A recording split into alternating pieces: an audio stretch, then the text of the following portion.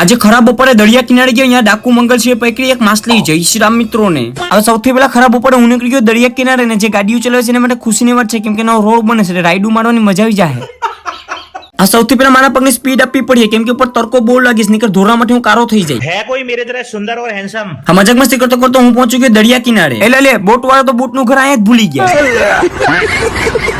ત્યારબાદ હું પહોંચી ગયો દરિયા કિનારે ને અહીંયા આવીને જોયું તો એક ડાકુ મંગલસિંહ આવી ગયો ને હોડી સાથે માછલા પકડીને. લેકિન એક મિનિટ, આ કઈ હોડી? ये मेरा जज है. હવે એ હોડીનો પહેલો જજ્જે બધી માછલા પકડીને આવ્યો તો એટલે કાઢીને મને હાથમાં આપી દીધું. હવે આ માછલીનો હું છે તો કમેન્ટમાં મને જણાવી દેજો. અને ત્યાર પછી રાતે બધા મિત્રો ભેગા થઈ ગયા, કારણ કે આઈફોન ની બજાર ભરાઈ હતી. એક ભાઈ આઈફોન વેચવા આવ્યો, ઓલું કહે ને કે દુશ્મન ના કરે દોસ્ત ને કામ ગયા. આ બે જણા એ જ કર્યું, બે જણાએ પોલ ખોલ નાખી. ઓલો કે મારો આઈફોન છે, આ કે મારો આઈફોન છે. હવે આ ભાઈ માટે મને દુઃખ થશે, કારણ કે આ ભાઈ એન્ડ્રોઈડ વાળો છે. ત્યારબાદ મારા હાથે પીરિયડ ટી શર્ટ વાળા ભાઈને ટાસ્ક પહેરાવ્યો, ઉપાડીને નસાયો. ભાઈ કઈ સારું કામ કર્યું નથી, રિહાઈ ગયો તો એટલે મનાયો. મેરી હા મળશું.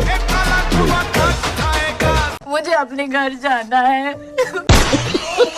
અને ત્યાં પછી ઘરે પહોંચી ગયા, આ બે જણા મોબાઈલ ની અંદર ચર્ચા કરતા હતા કે તારો મોબાઈલ હારો છે કે મારો મોબાઈલ હારો છે. કોઈને નથી બતાવ્યો, તને જ બતાવું છે, જોઈ લે મારી જીએફ છે.